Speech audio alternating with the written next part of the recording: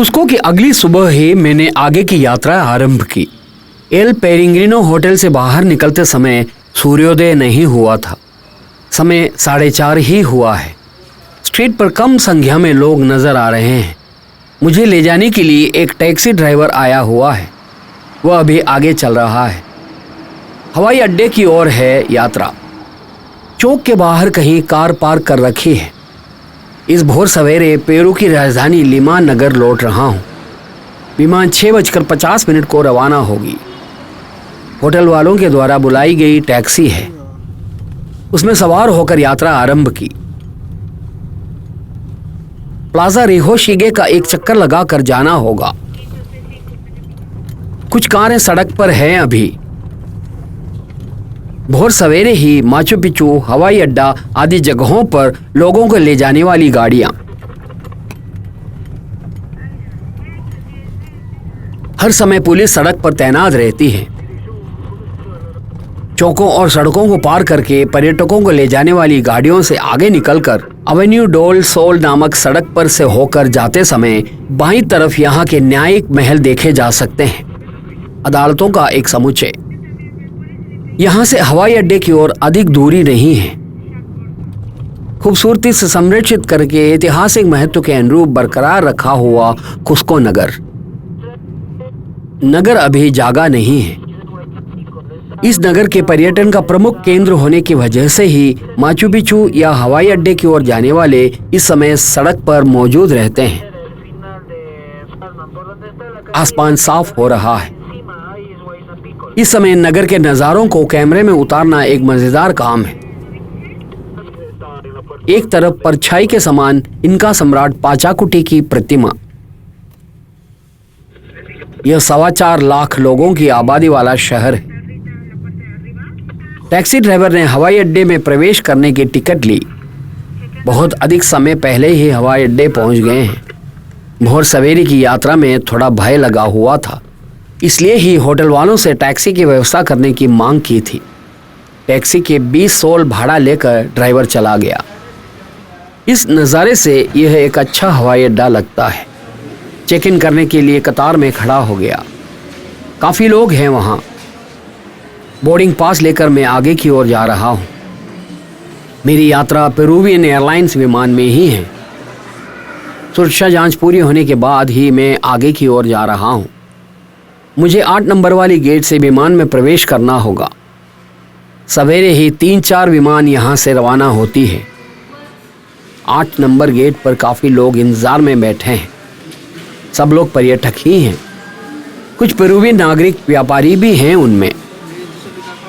कुछ लोग नाश्ता खरीद कर आ रहे हैं। पर्यटक ही इस हवाई अड्डे को सबसे अधिक उपयोग में लाने वाले लोग होते हैं। भोर सवेरे ही जागकर हवाई अड्डे की ओर आने के आलस्य में हैं अभी कुछ लोग। विभिन्न वंश और विभाग के लोग, मोबाइल फ़ोन के माध्यम से अपनी एक अलग दुनिया में खोए हुए लोग, एक साथ यात्रा करने वाले लोग एक दूसरे से बात करते हुए बैठे हैं। विभिन्न प्रकार के लोग, पेरू के संग्रह विभाग के प्रतिनिधि और अनजाने देशों से आए हुए पर्यटक। अंत में विमान में प्रवेश करने की अनुमति मिलने की घोषणा हुई। गेट निचली मंजिल पर है। वहां से विमान की ओर चलकर जा सकते हैं। पेरुवियन एयरलाइंस विमान लिमा जाने की तैयारी के साथ खड़ी है। पेरुवियन एयरलाइंस 2008 से कार्यरत एक विमान कंपनी है। लिमा को केंद्र बनाकर पेरू के 8 नगरों और बोलीविया के लापास नगर की ओर पेरुवियन एयरलाइंस की विमान सेवा उपलब्ध है। कुल 11 विमान हैं कंपनी के अधीन। लिमा से मेरे कुस्को आते समय विमान के अंदर कहीं सीटें खाली पड़ी थी, लेकिन इस वापसी की यात्रा में विमान भरकर लोग बैठे हैं। एलसी पेरू नामक एक कंपनी का विमान बगल में खड़ा है। लिमा को मुख्यालय बनाकर विमान सेवा प्रदान करने वाली एक विमान कंपनी है एलसी पेरू। 1993 में उस कंपनी का शुभारंभ हुआ था। एलसी पेरू में मात्र घरेलू सेवाएं ही उपलब्ध हैं। 7 बजे के करीब मेरे विमान ने आगे बढ़ना शुरू किया। दूर कुस्को नगर के ऊपर धूप फैलता हुआ नजर आ रहा है। मुझे बहुत अधिक आकर्षित किए एक नगर से मैं लौट रहा हूँ। भौगोलिक विशेषता, दीर्घ इतिहास, उस इतिहास के अवशेष को बरकरार रखने की रीति आदि कुस्को को अन्य से अलग करता है। कुस्को नगर के नए भाग पहाड़ के ऊपर की ओर फैलता हुआ यहाँ से नजर आ रहा है। उस भाग की ओर मैं नहीं गया हूँ। मेरे कुस्को से जल्दी लौटना वहाँ और नज़ारों के नहीं होना नहीं है। मैं केवल 2 दिन ही यहाँ था। उनमें से एक दिन माचू पिचू गया हुआ था। कुस्को से अलविदा कह रहा हूँ। अपनी यात्राओं के दौरान दिखे अन्य नगरों से एक अलग लगाव मुझे कुस्को से है। यह दुख भी बाकी है कि यहाँ के सारे नज़ारों को कैमरे में कैद नहीं कर पाया, तो भी इस देश के प्रमुख नज़ारों को मैंने कैमरे में समेट लिए हैं। 1 या 2 हफ्ते ठहर कर नज़ारों को समेटने और अनुभवों को ग्रहण करने के लायक नगर है कुस्को। नगर के नज़ारों और गांव की वास्तविक जिंदगी को देखे जा सकते हैं। इनकाओं के ज़माने के सड़क मार्ग से होकर पहाड़ी और तराइयों को पार करते हुए कई दिनों तक चलते जा सकते हैं। विभिन्न भागों में विभाजित इनकाओं के ऐतिहासिक अवशेषों को देख सकते हैं। ऐतिहासिक स्पंदन वाली पर्वतीय भूमि कुस्को से विमान ऊपर उठा। नगर दूर होता जा रहा है। अभी कुस्को शहर के नए भाग नजर आ रहे हैं। यदि मैं विमान की दूसरी तरफ बैठा होता तो शहर के पुराने भाग, प्लाजा मायोर आदि देख पाता। नगर के बाहरी क्षेत्र के छोटे गांव और वहां की कृषि भूमि, पहाड़ी क्षेत्र को मवेशियों के चरने की जगह और मक्की की खेत में तब्दील हुए देखे जा सकते हैं। थोड़ी दूर और जाने के बाद विमान एंटीज पर्वत श्रृंखला के ऊपर पहुंचे हुए नजर आ रहे हैं। देखने से ऐसा लगता है जैसे विमान अभी उन्हें छूते हुए उड़ेगा। पहाड़ पर के दरार, ढलान, तह आदि के बिल्कुल अलग एक नज़ारा। उन दरारों से होकर झरने बह रहे हैं। बारिश के मौसम में तेज बहाव वाले झरने हैं वो सारे। ये पेरू के एंटीज पर्वतीय क्षेत्र के प्रत्यक्ष दृश्य हैं। गहरी खाई और सीधी खड़ी पहाड़ी ढलान के साथ के विशेष भाव वाला भूभाग। पेरू नामक देश के कुल क्षेत्रफल का 40% भूभाग एंटीज पर्वतीय क्षेत्र हैं। वो 5,14,000 वर्ग किलोमीटर से अधिक होते हैं। 20,000 से अधिक ऊंचाई वाली चोटियां भी इस क्षेत्र में स्थित हैं। वो सारी चोटियां पूरे साल बर्फ से ढकी होती है। पहाड़ों के बीच की घाटियों, ढलानों और समतल प्रदेशों में लोग रहते हैं। उस प्रकार के कुछ प्रदेश अभी नीचे देखे जा सकते हैं। वहाँ खेती हर जमीन, सिंचाई के लिए जलाशय, रास्ते, मकान आदि सब कुछ है। पेरू की भू प्रकृति को इस विमान यात्रा के दौरान बखूबी से समझे जा सकते हैं। पर्वतीय श्रृंखला वाले एक बड़े भूभाग को पीछे छोड़कर आगे बढ़ने पर ही घाटी की छोटी खेतीहर जमीन और आबादी वाले प्रदेश नजर आने लगते हैं। हजारों वर्षों से इस प्रकार प्रकृति से जुड़कर जीने वाले आदिवासी समूह इस एंटीज पर्वतीय क्षेत्र में रहते हैं। लामाओं को पालकर, उनके शरीर के बालों से कपड़े बनाकर और छोटे स्तर पर खेती करके आजीविका चलाने वाली आदिवासी जनता।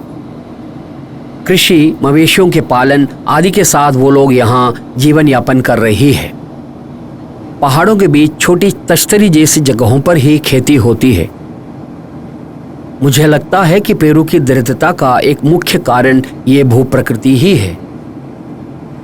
पहाड़ों की तह में स्थित आबादी की ओर परिवहन की अच्छी सुविधा प्रदान करना, पीने का पानी, बिजली, स्वास्थ्य सेवा, शिक्षा की सुविधा आदि मुहैया कराना बहुत मुश्किल होता है। आधुनिक नगरों के जीवन की सुविधाओं से संबंधित सामान्य जानकारी तक नहीं रखने वाली है एंडीज पर्वतीय क्षेत्र की आदिवासी जनता। विकास के कार्य लिमा जैसे कुछ शहरों और समीपवर्ती प्रदेशों तक ही सीमित हैं। लिमा के निवासी पेरुवियन गांवों में बसने वाले लोगों से 21 गुना सहूलियत वाली जिंदगी जीने वाले हैं। रोटी, कपड़ा, चिकित्सा, आधारभूत संरचना आदि के मामले में एंटीज पर्वतीय गांवों में बसने वाले लोग बहुत ही पिछड़ी अवस्था में हैं। स्पेनिश औपनिवेशिकता से पहले विविध आदिवासी जनसमूह अपने अपने निवास क्षेत्रों में स्वयं संपूर्ण बने जी रहे थे। इनका साम्राज्य के अस्तित्व में आने पर भी छोटे छोटे प्रदेशों में कृषि, मवेशी पालन, व्यापारिक यात्रा आदि करते हुए छोटे छोटे जन समूह जीवन यापन कर रहे थे। आवास के लिए सबसे योग्य प्रदेशों को ही स्पेन निवासियों ने शहर के रूप में विकसित किए थे। पहले कुस्को, उसके बाद लिमा को उन लोगों ने इस प्रकार से विकसित किए। एरिक्युपा, कुचिलो, चिक्लायो, क्यूरा, वायानखायो, टाखनाक, जूलियाका आदि 20 के करीब शहरों को स्पेन निवासियों ने 16वीं शताब्दी में ही विकसित कर लिए थे। पेरू के स्वतंत्रता संग्राम काल के दौरान पेरू में पीढ़ियों से रह रहे स्पेन निवासियों में से एक विभाग अपने मातृदेश लौट गए थे। वास्तव में स्पेनिश औपनिवेशिकता के विरुद्ध स्पेनिश परंपरा वालों के संग्राम था पेरू के स्वतंत्रता संग्राम। स्वतंत्रता के लिए आवाज उठाने वालों में स्पेन निवासी और अमेरिंडियन आदिवासी समूह के मिश्रण से बने बसिस्टो प्रमुख हैं। वो लोग स्पेन निवासियों के संस्कार को ही अपनाते आए थे। अभी पेरू की कुल जनसंख्या में मात्र 15% ही अंग्रेज हैं। उनमें बहुत संख्यक स्पेन निवासी हैं। स्पेन से लाए गए घोड़ों पर चढ़कर ही स्पेन आक्रमणकारियों ने 16वीं शताब्दी में एंटीज क्षेत्र में इनकाओं की बस्तियों की खोज करके उन लोगों को वहां से खदेड़कर उन जगहों को अपना बना लिए थे। नीचे के पर्वतीय क्षेत्र के सुंदर नज़ारों को देखते हुए बैठे रहते मैं इनकाओं की संस्कृति के बारे में सोचने लगा।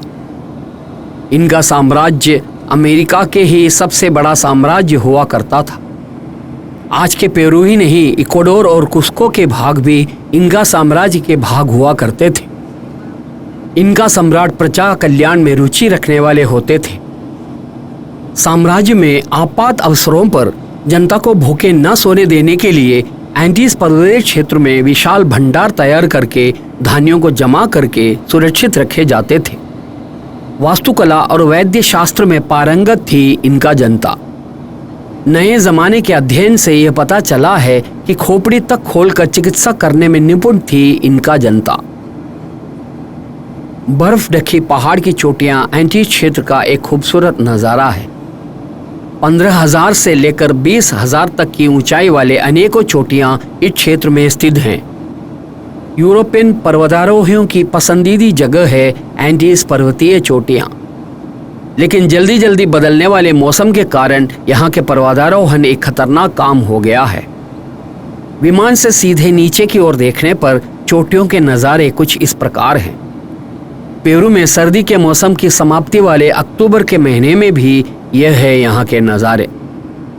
ऐसा है तो ज़रा सोचिए कि कड़ाके के सर्दी वाले दिनों में यह हम बर्फ के नज़ारे कैसे होते होंगे। एंटीज पर्वतीय क्षेत्र की एक खासियत यह है कि यहाँ बड़ी बड़ी झीलें होती हैं। दुनिया के सबसे अधिक ऊंचाई वाले परिवहन के योग्य झील पेदिकाका पेरुवियन एंटीज में ही स्थित हैं। बर्फ पिघले पानी से बने इस प्रकार के अनेकों झील हैं यहाँ। उनमें अनेकों झीलों के किनारों पर हजारों वर्षों से आदिवासी जनता रहती आई थी। बर्फ जमे चोटियों के नज़ारों की समाप्ति के साथ ही पहाड़ों के तह नजर आने लगे। पहाड़ों के बीच के संकुचित मार्ग से होकर अनेकों नदियां बहती हैं। उनके किनारों से ही इस क्षेत्र के गांवों की ओर परिवहन संभव हो पाते हैं। दुनिया में विस्तार के मामले में 20वें स्थान वाला देश है पेरू। लेकिन इस देश के कुल क्षेत्रफल के 4% भूभाग पर ही खेती होती है। विमान अभी पैसिफिक समुद्र के ऊपर पहुंचा है।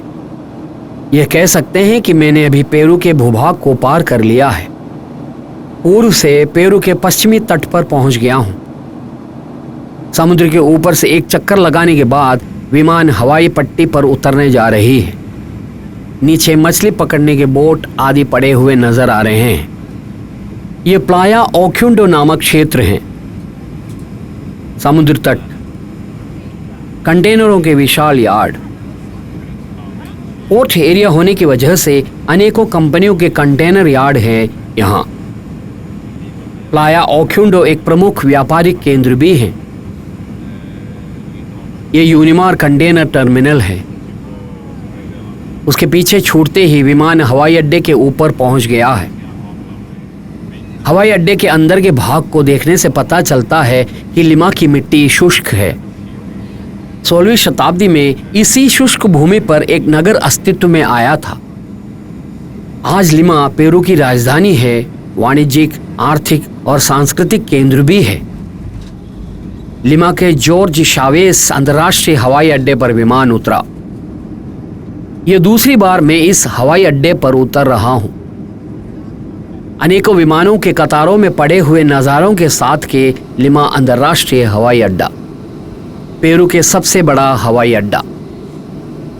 पेरू की जनता एक वीर के रूप में आराधना करने वाले जियो शावेस नाम से संबोधित किए गए जॉर्ज शावेस के नाम का हवाई अड्डा। बहुत ही कम उम्र के दौरान ही अपनी वीरता के बल पर दुनिया की नजरों में चढ़े ये विमान चालक थे जॉर्ज शावेस। हवाई यात्रा के आरंभ काल में विमान उड़ाकर रिकॉर्ड स्थापित करने में ही शावेस रुचि रखते थे। इंग्लैंड और फ्रांस में अनेकों हवाई करतब दिखाए जॉर्ज शावेस 23 सितंबर 1910 को एल्प्स पर्वत के ऊपर से विमान उड़ाने के दौरान दुर्घटना में मारे गए थे। तब उनकी उम्र मात्र 23 वर्ष थी। 1965 में यह हवाई अड्डा अस्तित्व में आया था। 2005 और 2009 में हुए विस्तार के काम से यह हवाई अड्डा लैटिन अमेरिका के ही बड़े हवाई अड्डों में से एक बन गया। एक बड़े शॉपिंग सेंटर, एक 4 स्टार होटल, एक कन्वेंशन सेंटर आदि हैं इस हवाई अड्डे में। माचू पिचू जाने के लिए विविध देशों से आए लोग इसी हवाई अड्डे पर उतरते हैं। प्रत्येक वर्ष 1.25 करोड़ यात्री जॉर्ज शावेस अंतर्राष्ट्रीय हवाई अड्डे से होकर यात्रा करते हैं। अन्य यात्रियों के पीछे मैं भी विमान से उतरा। विमान एरो ब्रिज के समीप नहीं रुकी थी। अब इस बस में टर्मिनल इमारत की ओर जाना होगा। नजदीक ही एलसी पेरू नामक कंपनी के टर्बोपॉप बॉम्बार्डियर विमान पड़ा हुआ है, दोहरे इंजनों वाला विमान। टर्मिनल के नजदीक जाकर बस रुकी। उसमें से उतरकर हम लोग टर्मिनल इमारत की ओर बढ़े। यात्रियों को इनके बैगेजेस लेने हैं। मेरे पास तो एक छोटा बैग है, वह मेरे पीठ पर लटक भी रहा है।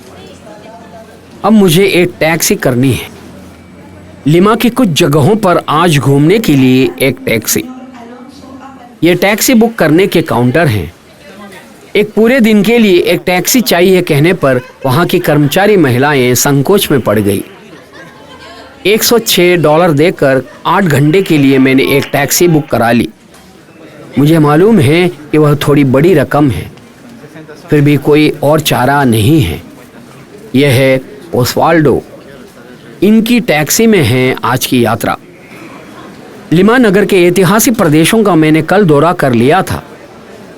आज उन प्रदेशों के बाहरी नज़ारों की ओर जाना है। अनेकों नज़ारे हैं।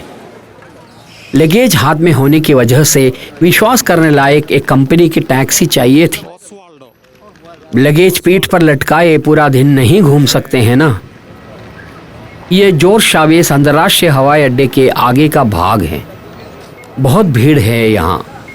विमान उतरकर आने वाले लोग, कहीं यात्रा पर जाने वाले लोग, आने वालों के स्वागत और जाने वालों को विदाई करने आए लोग, पर्यटकों के इंतजार में खड़े कंपनियों के प्रतिनिधि आदि अनेकों लोग। ड्राइवर मुझे साथ लिए कार की तरफ जा रहा है। टैक्सी बुक करते समय मैंने कहा था कि ड्राइवर विश्वास के लायक होना चाहिए। उस प्रकार इनका बंदोबस्त हुआ था। एक जिम्मेदार कंपनी होने की वजह से लगेज टैक्सी में रखकर मैं शूटिंग में तल्लीन हो सकता हूँ। यदि ड्राइवर विश्वास के लायक नहीं है तो आज पूरा दिन बैग को कंधे पर लटकाए घूमने की नौबत आएगी। एक ही परेशानी है कि ओस्वाल्डो को अंग्रेजी नहीं आती है। उन्होंने सबसे पहले जाने की जगह का मैप सेट किया। हवाई अड्डे के आगे से हम लोग यात्रा पर निकल रहे हैं। ओस्वाल्डो को केवल स्पेनिश ही आती है। मुझे अब स्पेनिश के कई शब्द समझ में आने लगे हैं। हवाई अड्डे के सामने से एक चक्कर लगाकर ही बाहर निकले जा सकते हैं। सबसे पहले कलावो प्रदेश की ओर जा रहे हैं। यहाँ के बंदरगाह वाला प्रदेश है वह।